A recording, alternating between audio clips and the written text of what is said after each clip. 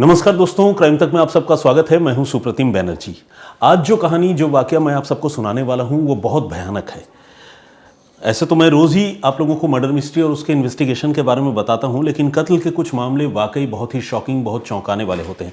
हालांकि आपको ये बात कहते हुए मैं एट द सेम टाइम ये भी सोच रहा हूं कि आज के ज़माने में जिस तरह से हत्याएँ हो रही हैं और लोग जिस तरह से लाशों को ठिकाने लगाते हैं, सबूत मिटाने की कोशिश करते हैं, उन्हें देखने सुनने के बाद लगता है कि अब हैरान होने जैसा कुछ बचा नहीं है। लेकिन फिर भी एज अ ह्यूमन बीइंग जब कुछ बहुत वियर्ड, कुछ बहुत अजीब लगता है, तो चाहे वो पहले कितनी बार भी सुन चुके हैं, वो बात फिर से थोड़ा परेशान, थोड़ा हैरान हम सबको ज़रूर करती है। तो आइए चलिए शुरुआत करते हैं। ये मामला है गुजरात के भरूच शहर का। 29 मार्च को भरूच शहर के भोलाव इलाके में एक नाले के पास कुछ आवारा कुत्ते एक पैकेट को नोच रहे थे। ऐसे मंजर भारत में तकरीबन सारे शहरों में कभी ना कभी देखने को मिल जाते हैं। कुत्ते कहीं कुछ खा रहे होते हैं, नोच रहे होते हैं, खासकर ये जो स्ट्रे डॉग्स हैं। तो एक पैकेट को नोच रहे थे। लोग थोड़े क्यूरियस हुए कि भाई ये कुत्ते ऐसी कौन सी चीज़ नोच रहे हैं नाले के पास। तो उनमें से कोई एक आदमी करीब गया और उन्होंने देखा कि उस पैकेट के अंदर एक गोल सी चीज़ जो है वो पैक्ड है, रखी हुई है। कुत्तों ने ही उस पॉलीथीन को टीयर कर दिया, फाड़ दिया, और फाड़ने पर अंदर से इंसान का एक कटा हुआ सिर बाहर निकल आया। अब ये एक भयानक मंजर था, बहुत ही भयानक दृश्य था, जिसे देखकर वहाँ मौजूद सारे लोग घबरा गए। उन्हें लगा भाई ऐसा कैसे हो सकता है, मतलब किसी इंसान का कटा हुआ सिर, मतलब ये बियॉन्ड इमेजिनेशन है, सोच नहीं सकता इंसान। ऐसा नहीं कि हमने पहले इस तरह की घटनाएं सुनी नहीं है, लेकिन फिर भी हर बार आदमी सोच नहीं पाता है। तो जब लोगों ने देखा कि कटा हुआ सिर है तो लोग घबरा गए, रोंगटे खड़े हो गए। अभी आपको बताते हुए भी मेरे रोंगटे खड़े हो रहे हैं। लोगों ने फ़ौरन पुलिस को फ़ोन किया, भरूच पुलिस को, और इसलिए भी फ़ोन किया क्योंकि कटा हुआ सिर अगर किसी ने पैकेट में करके नाले में फेंक दिया है तो जाहिर है ये मामला मर्डर का है, कुछ और तो हो ही नहीं सकता।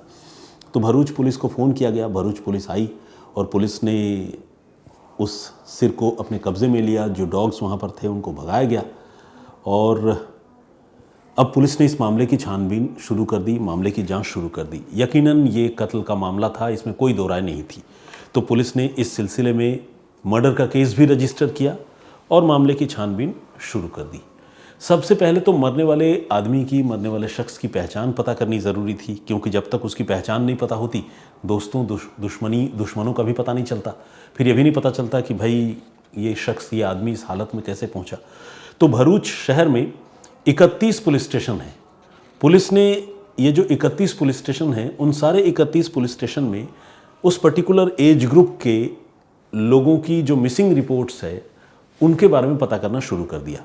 कटे हुए सिर को देखकर उस आदमी के एज का, उम्र का अंदाज़ा लगाया जा सकता था, और उम्र यही तकरीबन 35 से 40 साल के दरमियान की कोई रही होगी। तो पुलिस ने तय किया कि वो इस एज ग्रुप के जो मेल हाल के 4-5 दिनों में या हफ्ते भर में गायब हुए हैं, तो उनकी जो मिसिंग रिपोर्ट या गुमशुदगी की रिपोर्ट दर्ज है उसको स्कैन करेंगे और उसके बारे में पता करेंगे। पुलिस की कई टीमें इस एक्सरसाइज में लग गई। दूसरी तरफ पुलिस जब छानबीन कर रही थी तो पुलिस ने यह भी सोचा, ये भी रियलाइज़ किया कि अगर एक कटा हुआ सिर नाले से मिला है तो जाहिर है कटे हुए हाथ, पाँव, धड़, शरीर के दूसरे हिस्से भी कहीं ना कहीं डिस्पोज ऑफ किए हो गए होंगे, फेंके गए होंगे। कातिल ने उन्हें भी ठिकाने लगाया होगा, तो उनको भी ढूंढना चाहिए, उनका भी पता लगाना चाहिए। अब पुलिस की अलग अलग टीमें वो जो भोलाव है वो इलाके में और आसपास के तमाम इलाकों में सफाई कर्मियों की मदद से अलग अलग नालों को छानना शुरू कर दिया। इनमें गंदे नाले, बरसाती नाले, जितने तरह तरह के नाले हो सकते हैं, सारे नालों को पुलिस ने छानना शुरू कर दिया। और इस कोशिश में शॉकिंगली अगले 4 दिनों तक, मतलब 29 के बाद 30, 31, 1, 2, अगले 4 दिनों तक पुलिस को जो है वो किश्तों में लाश के टुकड़े मिलते रहे। कहीं बाँह मिले, कहीं कटे हुए पाँव मिले, कहीं टोर्सो यानी धड़ मिला, कहीं शरीर का कोई और हिस्सा मिला। और इस तरह से अलग अलग जगहों से पुलिस ने सब कुछ असेंबल करके एक कंप्लीट डेड बॉडी तैयार की। और जिन टुकड़ों को असेंबल किया गया, एक जगह लाया गया, वो टुकड़े कुल 9 थे। यानी जिस आदमी की हत्या हुई थी उसकी हत्या करने के बाद उसके 9 टुकड़े किए गए थे। कत्ल का भयानक मामला, बहुत ही रोंगटे खड़े करने वाला। तो खैर इन 9 टुकड़ों को पुलिस ने एक जगह जमा किया और उन्हें पोस्टमार्टम के लिए भिजवाया। लेकिन पोस्टमार्टम के लिए भिजवाने से पहले पुलिस ने इन 9 टुकड़ों को बहुत बारीकी से देखा। बारीकी से देखने के पीछे वजह ये थी कि पुलिस ये देखना समझना चाहती थी कि इस बॉडी में ये जो टुकड़े कटे हुए हैं इसमें कोई ऐसा आइडेंटिफिकेशन मार्क अगर हो तो उससे मरने वाले शख्स की पहचान पता करने में सुविधा हो सकती है। तो पुलिस जब इन सारे टुकड़ों को बहुत बारीकी से देख रही थी, उसका मुआयना कर रही थी, तो पुलिस को वाकई एक क्लू मिला भी। पुलिस को लाश के कटी हुई बांह पर एक टैटू बना हुआ मिला और इस टैटू में बहुत ही आर्टिस्टिकल तरीके से सचिन लिखा हुआ था। अब किसी की बांह पर अगर ऐसी जगह पर बड़ा सा टैटू बना हुआ और सचिन लिखा हुआ हो तो ये माना जा सकता है कि मरने वाले आदमी का नाम सचिन रहा होगा, क्योंकि आदमी आमतौर पर या तो अपना या फिर अपने किसी बहुत क्लोज आदमी का जिससे वो प्यार करता है, मम्मी पापा भाई बहन गर्लफ्रेंड, किसी का नाम टैटू में लिखवाता है। लेकिन सचिन लिखा हुआ है, मेल बॉडी है, तो हो सकता है कि मरने वाले का ही ये नाम हो, ऐसा पुलिस को लगा।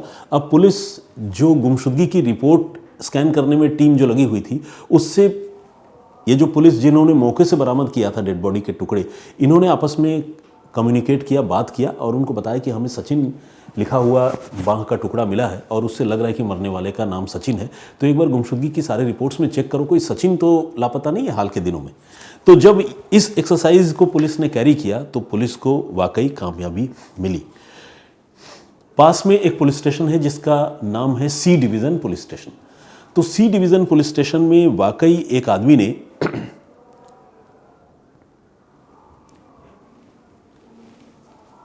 28 मार्च को, यानी जिस दिन कटा हुआ सिर मिला था उससे एक रोज़ पहले, सचिन नाम के एक आदमी की गुमशुदगी की रिपोर्ट लिखवाई थी।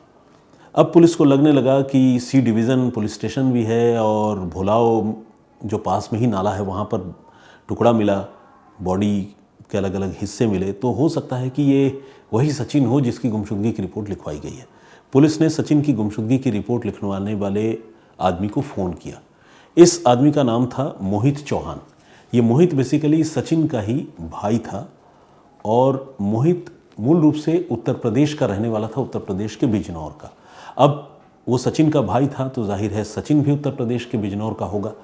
तो सचिन के बारे में जानकारी ये थी कि सचिन था तो बिजनौर का रहने वाला, लेकिन यहाँ भरूच में रहकर एक फैक्ट्री में कई सालों से काम किया करता था और सचिन पिछले कुछ दिनों से गायब हो गया था। पहले उसका मोबाइल फ़ोन स्विच ऑन था लेकिन वो भी स्विच ऑफ हो गया और जब सचिन गायब हो गया तो वो काफ़ी परेशान हुआ बिजनौर में घर के लोग, और तब वो मोहित जो भाई है सचिन का, वो अपने भाई की तलाश करता हुआ भरूच आया था।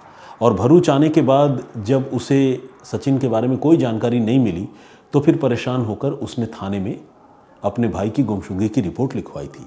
तो अब पुलिस ने मोहित को बुलाया कि भाई आओ, हमें लाश के कुछ टुकड़े मिले हैं और एक बांह पर सचिन के नाम का टैटू भी बना है, तो एक बार आकर उस बॉडी की शिनाख्त कर लो, पहचान कर लो कि कहीं ये तुम्हारे भाई की डेड बॉडी तो नहीं है। तो मोहित पहुंचा पुलिस के पास, पोस्टमार्टम हाउस गया और वहाँ जब लाश के टुकड़ों को मोहित को दिखाया गया तो मोहित जो है वो अपने इमोशंस पर काबू नहीं रख सका। वो बदहवास हो गया, वो रोने लगा। जाहिर है इतना इमोशनल वो तभी हो गया होगा जब वो बॉडी पार्ट्स जो है वो सचिन के ही होंगे, अपने भाई के होंगे। तो अपने भाई को इस तरह कटे हुए हालत में देखकर कोई भी रो पड़ेगा, तो वो मोहित जो है वो रोने लगा। और इसी के साथ ये कंफर्म हो गया कि मरने वाला शख्स जो है वो सचिन ही है, उसी की हत्या हुई है और 9 टुकड़ों में उसकी लाश को किसी ने काट कर ठिकाने लगाया है, फेंका है। लेकिन सवाल यह है कि आखिर सचिन की हत्या किसने की, और जिसने भी हत्या की उसने इतनी बेरहमी से, भयानक तरीके से लाश के 9 टुकड़े कैसे कर डाले? लाश को ठिकाने लगाने का ये तरीका उसने कैसे अपनाया? मतलब अनयूजुअल तो है ना। तो ये भी बात पुलिस सोच रही थी। तो खैर पुलिस अब ये पता लगाने लगी कि सचिन के दोस्त और दुश्मन कौन कौन से हैं। तो ये पता चला कि भरूच में सचिन के बहुत ज़्यादा दोस्त दुश्मन नहीं हैं। वो फैक्ट्री में जाता है, काम करता है, वापस अपने कमरे में आता है, बीच बीच में अपने होम टाउन बिजनौर जाता है। तो एक दोस्त था जिसका नाम था शैलेंद्र, और वो शैलेंद्र जो है वो भी काफ़ी परेशान था सचिन के गायब होने से। और शैलेंद्र 28 मार्च को जब मोहित यानी सचिन का भाई आया था और पुलिस स्टेशन में जाकर मोहित ने जब अपने भाई की गुमशुदगी की रिपोर्ट लिखवाई थी तो शैलेंद्र भी मोहित के साथ पुलिस स्टेशन पहुंचा था और शैलेंद्र ने बताया था कि हाँ मैं भी साथ में सचिन के ही काम करता हूँ उसी फैक्ट्री में, मैं भी बिजनौर का रहने वाला हूँ और सचिन गायब हो गया है और पता नहीं चल पा रहा है। तो शैलेंद्र ने बताया कि वो भी बहुत परेशान है। तो जाहिर है कोई भी दोस्त होगा तो परेशान होगा। तो पुलिस ने उस समय रिपोर्ट लिखी थी मोहित के कहने पर और शैलेंद्र उसको एकम्पनी कर रहा था, उसके साथ थाने पर पहुंचा था। लेकिन अब जब पुलिस इस मामले की जांच करने लगी और पता चल गया कि सचिन का तो मर्डर हो चुका है तो पुलिस ने सोचा कि क्यों ना एक बार शैलेंद्र से और पूछताछ की जाए, क्योंकि वो यहाँ लोकल है, फ्रेंड है, रहता है साथ में। और आखिरी बार शैलेंद्र ही वो आदमी था जो सचिन से मिला भी था, जिंदा उसको देखा भी था। तो शैलेंद्र से पूछताछ की जाए। तो पुलिस ने अब शैलेंद्र को बुलाने का फैसला किया, मगर पुलिस को झटका लगा। झटका ये लगा कि सचिन का मोबाइल फ़ोन स्विच ऑफ हो चुका था और वो भरूच के अपने मकान में भी नहीं था, वो घर जा चुका था बिजनौर। आमतौर पर ऐसा तभी होता है जब किसी आदमी ने कुछ किया होता है या किसी आदमी पर पुलिस को कोई शक होता है। अदरवाइज़ इस तरह के देखिए इत्तेफाक तो हो सकता है कि इंसान कभी भी कहीं चला जाए, घर चला जाए, लेकिन एक ऐसा मामला जिसमें एक आदमी की हत्या हो चुकी है और उसका बेस्ट फ्रेंड है वो उसकी गुमशुदगी की रिपोर्ट दर्ज करवाने पहुंचा है, दोनों एक ही गांव के हैं और वो इत्तेफाक से अपने गांव वापस चला गया, गायब हो गया। तो इससे भरूच पुलिस को जो है वो शैलेंद्र पर शक होने लगा। अब शैलेंद्र का मोबाइल फ़ोन भी स्विच ऑफ था। आज के ज़माने में अपना मोबाइल फ़ोन कौन स्विच ऑफ करता है? कोई 1 मिनट के लिए भी ऑफलाइन नहीं होना चाहता, आदमी कनेक्टेड रहता है। लेकिन शैलेंद्र का मोबाइल फ़ोन भी स्विच ऑफ हो गया था। तो पुलिस को शैलेंद्र पर शक होने लगा और लगने लगा कि कहीं ऐसा तो नहीं कि सचिन की मौत का राज उसे पता हो। पुलिस की एक टीम ने यूपी पुलिस से मदद ली, भरूच पुलिस की टीम ने, और बिजनौर उत्तर प्रदेश से शैलेंद्र को हिरासत में ले लिया गया। उसे पुलिस लेकर आई भरूच और भरूच में उसे पूछताछ शुरू हुई। शैलेंद्र ने शुरू में पुलिस को इधर उधर की बहुत सी कहानियां सुनाई, लेकिन बाद में जब पुलिस ने सख्ती की तो वो टूट गया और उसने कहा कि हाँ उसी ने सचिन की हत्या की है। शैलेंद्र जिसने सचिन की हत्या की, वो हत्या करने के बाद सचिन के भाई के साथ बाकायदा सचिन की गुमशुदगी की रिपोर्ट दर्ज करवाने सी डिवीज़न पुलिस स्टेशन पहुंचा था। देखिए उसकी हिम्मत। और उसने पुलिस की पूछताछ में अब ये मान लिया कि उसी ने सचिन की हत्या की और हत्या करने के बाद उसकी लाश को 9 टुकड़ों में काटकर ठिकाने लगाया, अलग अलग जगह पर उसकी लाश फेंकी। अब सवाल ये था कि सचिन ने ऐसा भयानक काम क्यों किया, शैलेंद्र ने ऐसा भयानक काम क्यों किया, क्यों शैलेंद्र ने अपने इतने अच्छे दोस्त सचिन की हत्या कर दी। तो इसका जवाब शैलेंद्र ने दिया और जो जवाब दिया वो काफ़ी हैरान करने वाली एक कहानी थी। असल में जैसा कि मैंने आपको बताया, सचिन और शैलेंद्र दोनों पुराने दोस्त थे, एक ही शहर के थे, साथ में पढ़े भी थे उत्तर प्रदेश में, फिर एक साथ फैक्ट्री में काम भी कर रहे थे। तो इनमें बहुत अच्छी दोस्ती थी। लेकिन इसी दोस्ती में सचिन ने जो है एक गद्दारी की थी, एक गंदा काम किया था। शैलेंद्र जो शादीशुदा है, सचिन भी शादीशुदा है, तो शैलेंद्र की अपनी पत्नी के साथ कुछ अंतरंग तस्वीरें, प्राइवेट फोटोग्राफ्स शैलेंद्र के मोबाइल फ़ोन पर थे, मोबाइल फ़ोन में स्टोर्ड थे। सचिन को ये बात एक दिन पता चली, वो अपने दोस्त का मोबाइल फ़ोन सर्फ कर रहा था, देख रहा था और उसने देखा कि अरे ये तो भाभी जी के साथ शैलेंद्र की तस्वीरें हैं यहाँ पर और प्राइवेट, जिसे मतलब दुनिया के लिए वो ऑब्जेक्शनेबल हैं, तो ऑब्जेक्शनेबल फ़ोटोग्राफ्स थे। तो सचिन इतना बदमाश कह लें या शातिर कह लें, हालांकि अब तो सचिन की मौत हो चुकी है, लेकिन जो सच है वो तो है, उसने अपने दोस्त शैलेंद्र की वो प्राइवेट तस्वीरें जो है अपने मोबाइल फ़ोन में फॉरवर्ड कर ली, जो कायदे से उसे बिल्कुल नहीं करना चाहिए था। और न सिर्फ उसने मोबाइल फ़ोन में फॉरवर्ड कर ली, इन्हीं तस्वीरों को दिखा दिखा कर वो अपने इतने अच्छे दोस्त शैलेंद्र को लगातार ब्लैकमेल करने लगा, रुपए वसूलने लगा, उसे अपने हिसाब से मैनिपुलेट करने लगा और शैलेंद्र को उसने मेंटली काफ़ी टॉर्चर किया, बहुत परेशान किया। तब शैलेंद्र ने यह तय किया कि वो जो है या तो सचिन से ये तस्वीरें डिलीट करवा देगा या फिर उसकी जान ले लेगा। फिर एक प्लान के तहत 24 मार्च को शैलेंद्र ने अपने किराए के कमरे में अपने दोस्त सचिन को पार्टी करने के लिए बुलाया। दोनों ने साथ में बैठकर शराब पी, खाना वाना खाया। खाना खाने के बाद दोनों यहाँ पर बैचलर ही थे, फैमिली यहाँ नहीं थी, तो सचिन जो है वो शैलेंद्र के कमरे पर ही खाना वाना खाने के बाद आराम से सो गया। शैलेंद्र जग रहा था क्योंकि उसके दिमाग में तो तस्वीरों वाली बात, प्राइवेट फोटोग्राफ्स वाली बात कुलबुला रही थी। उसने सचिन का मोबाइल फ़ोन चुपके से उठाया और उससे अपनी तस्वीरें डिलीट करने लगा। अब जब वो डिलीट करने लगा, किस्मत ऐसी बुरी कि सचिन की नींद खुल गई और सचिन ने देखा कि उसका दोस्त शैलेंद्र उसका मोबाइल फ़ोन लेकर कुछ कर रहा है, डिलीट कर रहा है या जो भी कर रहा है। सचिन जो है वो आग बबूला हो गया और वो शैलेंद्र से लड़ने लगा, जबकि सचिन को कोई हक नहीं बनता था कि वो शैलेंद्र से लड़े, क्योंकि सचिन ने तो दोस्ती की पीठ में छुरा घोंपा था। वो गद्दार था जिसने अपने दोस्त और उसकी बीवी की तस्वीरें जो है वो हथिया ली थी, प्राइवेट तस्वीरें, और उसे ब्लैकमेल कर रहा था। उसे कोई हक नहीं था कि वो शैलेंद्र से लड़े। तो जब वो शैलेंद्र से भिड़ गया, लड़ गया उसके मोबाइल फ़ोन को लेने के जुर्म में, तो शैलेंद्र फिर अपना आपा खो बैठा। वो किचन गया, किचन से उसने जो नाइफ होता है, चाकू होता है, वो लेकर आया और फिर उसने ताबड़तोड़ उस रात सचिन पर वार करना शुरू कर दिया और इस तरह एक के बाद एक कई चाकू मारकर उसने सचिन की हत्या कर दी। दोस्ती तो पहले ही खत्म हो चुकी थी, दोस्त का भी खात्मा हो गया, कहानी का दी एंड हो गया। अब सवाल ये था कि सबूत कैसे मिटाए जाए, लाश कैसे छुपाई जाए, पुलिस को गुमराह कैसे किया जाए। बहुत बड़ा चैलेंज था। शैलेंद्र ने अब ठंडे दिमाग से सोचना शुरू किया, लाश को घर में ही छोड़ दिया और अगले दिन यानी 25 मार्च की सुबह वो उठा और उठकर काम पर भी चला गया, ड्यूटी भी चला गया। ड्यूटी पूरी की आराम से फैक्ट्री में, और उसके बाद जब वो वापस आ रहा था तो अपने साथ वो काली पॉलीथीन खरीद कर ले आया और चाकू ले आया और एक लेडीज़ गाउन भी खरीद कर ले आया। महिलाएं जो घरों में पहनती हैं उसको गाउन कह लें या नाइटी कह लें, वो भी खरीद कर ले आया। ये सारी चीज़ें जो है इस कत्ल के सबूत को मिटाने के काम आने वाली थी। इसके बाद उसने घर में बैठकर इत्मीनान से अपने दोस्त सचिन की लाश के टुकड़े करने की शुरुआत की। लाश को अलग अलग 9 टुकड़ों में काटा, बीच बीच में रह कर वो अपने घर से पॉलीथीन में, पैकेट में इंसानी शरीर के टुकड़ों को लेकर निकलता और अलग अलग जगह के नालों में उन टुकड़ों को डिस्पोज ऑफ करके फेंक कर चला आता। शैलेंद्र ने बहुत शातिराना तरीके से काम लिया।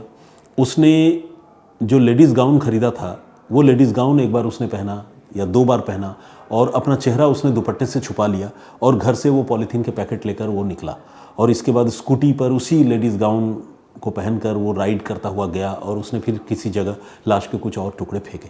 ऐसा वो जानबूझकर कर रहा था ताकि अगर कोई देखे तो लोगों को लगे कि ये तो कोई महिला है जो कोई पैकेट लेकर जा रही है, जबकि शैलेंद्र ऑब्वियस सी बात है वो पुरुष है तो उस पर कोई शक नहीं करेगा। इसीलिए उसने महिला का भेष भी धरा था और नाइट गाउन खरीद कर ले आया था।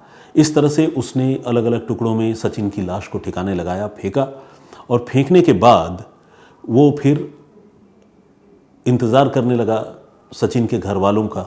सचिन के घर से उसका भाई आया। जब भाई आया तो भाई के साथ जाकर थाने में रिपोर्ट भी लिखवा दी और ख़ुद को अनजान बताता रहा। यहाँ तक कि शैलेंद्र ने सचिन के साथ पार्टी करने की बात भी उसके भाई को या पुलिस वालों को नहीं बताई। उस बात को भी उसने छुपा कर रखा। आमतौर पर लोग ऐसा करते हैं ना कि हाँ पार्टी तो किया था, उसके बाद घर से निकल गया था, मुझे नहीं पता। इसने पार्टी वाली बात भी गोल कर दी ताकि कोई शक न करे। तो शुरू में किसी ने शक किया भी नहीं था, लेकिन बाद में उसके गायब होने से शक पैदा हुआ और चूंकि शैलेंद्र ही वो आदमी था जो आखिरी बार सचिन से मिला था तो ये भी एक शक की वजह थी।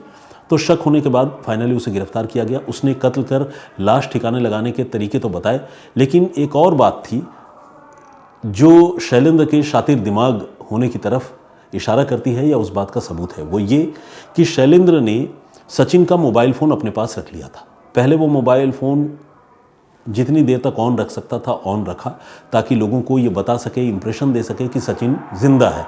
लेकिन वो जो है सचिन का फ़ोन अपने पास रख तो चुका था लेकिन सचिन बनकर बात नहीं कर सकता था, उसकी आवाज़ पहचान ली जाती। इसीलिए सचिन के घर वाले और दूसरे जानने वाले लोग जब भी सचिन को फ़ोन करते थे वो फ़ोन काट देता था और उसके फ़ोन से फिर उनको मैसेज के ज़रिए जो है बात करता था, उनसे कम्युनिकेट करता था। इस तरह घर के लोगों को भी कुछ देर तक या कह लें 1 या 2 दिनों तक वो धोखे में रहने में कामयाब हुआ। इसके बाद उसने पुलिस को भी गुमराह करने के लिए ये हथकंडा अपनाया कि मोबाइल फ़ोन से उसने टेक्स्ट मैसेजेस वगैरह भेजे। लेकिन बाद में जब वो फ़रार हुआ तो वो सचिन का मोबाइल फ़ोन तो अपने साथ ले ही गया था, उसको तो उसने स्विच ऑफ ही कर दिया। सचिन का जो ATM कार्ड है वो भी वो अपने साथ ले गया था और उस ATM कार्ड का पिन, इतनी अच्छी दोस्ती थी कि उसे ATM कार्ड का पिन भी पता था, वो भी उसके पास था, सचिन के एटीएम कार्ड और उसका पिन भी पता था। पहले उसने उस एटीएम कार्ड से कुछ पैसे भी निकाले थे। इस बार जब वो गया अपने घर तो उसने एटीएम कार्ड को जानबूझकर ट्रेन में सीट पर ही छोड़ दिया, और सिर्फ एटीएम कार्ड नहीं छोड़ी बल्कि उसके साथ पिन नंबर लिखकर भी छोड़ दिया, ताकि अगर वो एटीएम कार्ड किसी दूसरे मुसाफिर के हाथ लगे तो वो उस एटीएम कार्ड से उस पिन के सहारे पैसे निकालने की कोशिश करे। पैसे निकल आए, और जैसे ही पैसे निकलेंगे तो वो जाहिर सी बात है किसी दूसरे लोकेशन पर ही निकालेगा, पता नहीं किस आदमी के हाथ में वो कार्ड लगेगा, पता नहीं है। तो इसलिए जब किसी दूसरे लोकेशन से सचिन के एटीएम कार्ड से पैसे निकलेंगे तो पुलिस कंफ्यूज्ड भी हो जाएगी। ये सब माइंड में था, और इसलिए उसने सचिन के एटीएम कार्ड को भी एक तरह से मिसयूज़ किया और पुलिस को छकाने की कोशिश की।